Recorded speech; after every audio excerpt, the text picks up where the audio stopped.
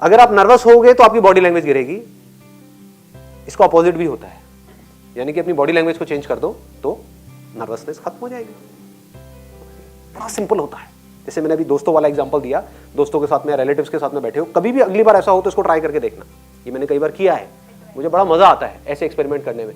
क्या बैठे हुए हो आधा एक घंटे से और आप बिल्कुल चुप हो और सब लोग बोल रहे हैं, लेकिन ऐसा नहीं है कि आप बोल नहीं सकते हो, क्योंकि कहीं ना कहीं और भी आप बोलते हो, या उसी ग्रुप में आपने पहले कभी ना कभी पार्टिसिपेट किया है, होता है ना, समझ गए ना। तो इसका मतलब पोटेंशियल है आपके अंदर पार्टिसिपेट करने का, नहीं कर पा रहे, उसकी वजह से बॉडी लैंग्वेज डाउन हो रही है। तो आपको क्या करना है, इमीडिएटली अपनी बॉडी लैंग्वेज को ठीक करो, अपने आप को बोलो चल भाई पार्टिसिपेट कर, मन में, उनके सामने मत बोलना, वो कहेंगे पागल है क्या ये समझ गए। मतलब कि अपने अंदर से आपने बोला, या जॉब इंटरव्यू के लिए बैठे हो, सारे डरे हुए हैं और आपने बोला चल भाई कॉन्फिडेंट हो जा, बॉडी लैंग्वेज को ठीक करो। मतलब ऐसे नहीं बैठना है, जब ऐसे बैठते तो ब्लड सर्कुलेशन भी ठीक नहीं हो रहा होता है। स्पाइन को सीधा करो।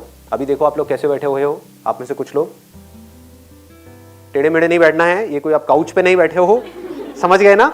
जैसे घर पे हम बैठे होते हैं टेढ़े मेढ़े मोबाइल में लगे हुए हैं, इंटरव्यू में ऐसे नहीं करना है, घर पे फिर भी चल जाता है। कोशिश करो वहां पर भी थोड़े से अलर्ट रहो, क्योंकि एक हैबिट की बात है। जो अवेयर है वो हर जगह अवेयर है। I am confident, I am confident. और अब आप उन लोगों को देखोगे जो नर्वस हो रहे हैं, पहले उनको देख रहे थे तो आप और नर्वस हो रहे थे, अब आप उन लोगों को देखोगे तो आपको हंसी आएगी, मजा आएगा। आप कहोगे मैं कॉन्फिडेंट हूं और सबकी लगी हुई मतलब सबकी क्या बोलूं, सबकी हालत खराब हाँ ठीक है, क्लियर है ना। तो इसमें मजा आएगा। तो इमीडिएटली आप मतलब एक सेकंड में एक स्विच आ गया अब आपके हाथ में, अगर आप इतना सा अवेयर हो तो। बस इसकी कोई प्रैक्टिस नहीं है, कोई मेडिटेशन नहीं है, कोई बहुत बड़ा कोई एटीट्यूड नहीं, एक थॉट है बस, खत्म। जिस वक्त आप इंटरव्यू के लिए जा रहे हो, उस रूम में एंटर करने वाले हो, उससे जस्ट पहले आप क्या सोच रहे होते हो, 90% वहीं पर डिसाइड हो जाता है कि आपको सिलेक्शन होगा या नहीं होगा। आप जस्ट उससे पहले क्या सोच रहे हो। अब ये सोच किसके हाथ में है, किसी और के हाथ में है क्या? वो आकर के आपको बोलेंगे पॉजिटिव सोचो भाई, आप इंटरव्यू के लिए जा रहे हो, जिसने इंटरव्यू लेना है वो आकर के बोलेगा। वो तो आपकी धज्जियां उड़ाने के लिए बैठे हैं, वो तो बल्कि ऐसे बैठे होंगे कि एक्सप्रेशन भी नहीं दे रहे होंगे।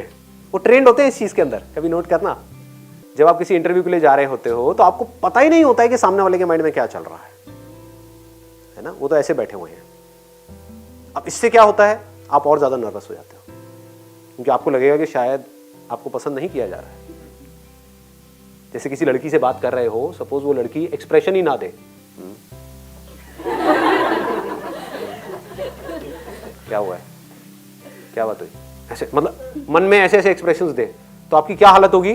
आप कहोगे भैया दूर ही रहो इससे, है ना। लेकिन इंटरव्यू में क्या फर्क है, आप वहां से दूर भी नहीं जा सकते, समझ गए ना, आप भाग नहीं सकते उठ, आपका मन कर रहा होता है।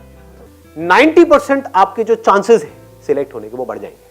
90% इस छोटे से काम से, कुछ सेकंड्स के लिए करने से। इतनी इंपॉर्टेंस है बॉडी लैंग्वेज। हम अगर कोई भी काम कर रहे हैं, वहां पर एक ही चीज के बारे में सोच रहे हैं, तो हमारा कॉन्फिडेंस बहुत ज्यादा बढ़ जाता है। तो अब पॉइंट ये आता है किस सिचुएशन में क्या सोचना है, दैट इज योर इंटेलिजेंस। ऐसे ही अगर आप इंटरव्यू के लिए जा रहे हो तो क्या होना चाहिए, सिर्फ एक थॉट और कोई थॉट नहीं, I am confident, confidence, confidence. इससे बड़ी चीज और क्या होगी? आपको आंसर देना है, किसके साथ देना है, कॉन्फिडेंस के साथ देना है या डरे डरे देना है? कॉन्फिडेंस से देना है। आपकी बॉडी लैंग्वेज कैसी होनी चाहिए, कॉन्फिडेंट होनी चाहिए या बिल्कुल नर्वस होनी चाहिए, ऐसे ऐसे ऐसे ऐसे करना चाहिए, ऐसे, समझ गए। तो क्वालिफिकेशन सेम है, उनका जो बैकग्राउंड है, जो एक्सपीरियंस है वो सेम है। हो सकता है काम में कोई दूसरा बेटर हो उन 100 में से, और दूसरा हो जो काम में बेटर ना हो, लेकिन सिलेक्शन उसका हो जाए जो काम में इतना बढ़िया नहीं है। क्योंकि एक आध घंटे के इंटरव्यू में क्या पता लगता है काम में कौन कितना बढ़िया है, कौन कितना बढ़िया नहीं है। क्या आपका माइंड वन पॉइंटेड नहीं है, माइंड डेविएट हो रहा है। अगर माइंड को बिल्कुल क्लियर हो, फोकस बिल्कुल क्लियर हो कि सामने वाला जो जवाब मेरे से पूछने वाला है उसका मुझे कॉन्फिडेंस से जवाब देना है, दैट्स इट, तो कोई प्रॉब्लम ही नहीं है। अगर माइंड में बार बार ये आ रहा है, अगर मैं जवाब नहीं दे पाया तो क्या होगा, मैं जवाब नहीं दे पाई तो क्या होगा, अरे ये क्या पूछ रहे हैं, मुझे याद क्यों नहीं आ रहा है, समझ गए।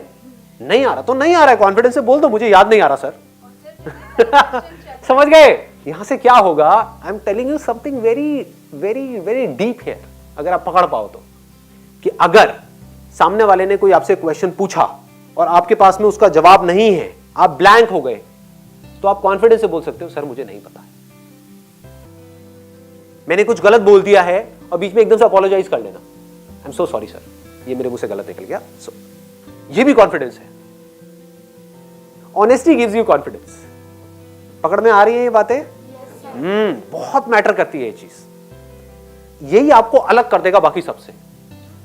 बाकी भी सबके पास में जवाब नहीं होगा उस क्वेश्चन का, लेकिन कुछ भी घुमा रहे होंगे सामने वाले को, कुछ भी उल्टा सीधा बोल रहे होंगे सिर्फ बोलने के लिए, लेकिन आप क्या बोल रहे होगे? नहीं, I do not have the clear answer for this, but मेरे को इतना पता है इसके बारे में जो आपने पूछा है। वो पूछेंगे आपको इसके बारे में पता है, इस लैंग्वेज के बारे में पता है? सर मुझे इतना पता है, लेकिन मैं सीख लूंगा, मुझे अपने ऊपर ये कॉन्फिडेंस है, I am a quick learner, मैं बड़ी जल्दी सीख लूंगा, मुझे अपने ऊपर ये कॉन्फिडेंस है। ये आपने क्या किया? सच बोल दिया।